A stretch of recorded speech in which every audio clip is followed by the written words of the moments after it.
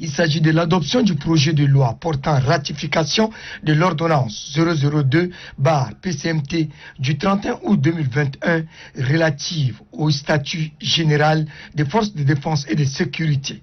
Après lecture et quelques corrections et précisions, les élus du peuple ont planché sur le dit projet.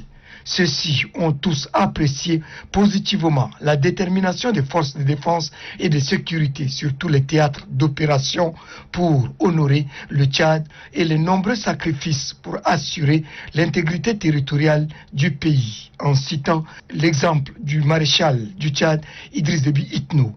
Ils ont exprimé leur engagement de voir les conditions de vie du soldat tchadien s'améliorer.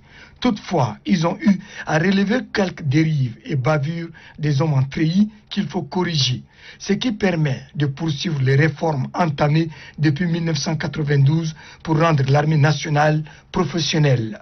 Au finish, les députés ont adopté le projet de loi par 124 voix, 0 contre et 1 abstention.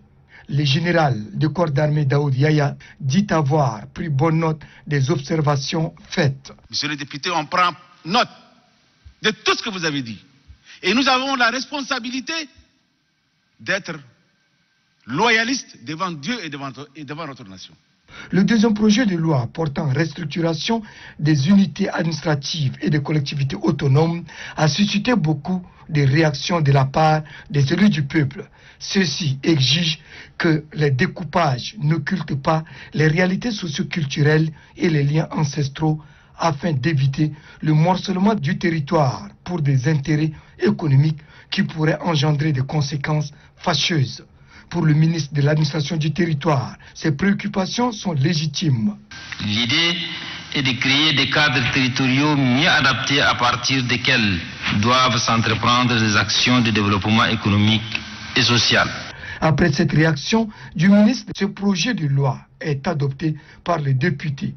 116 sont pour, 2 contre et 2 abstentions.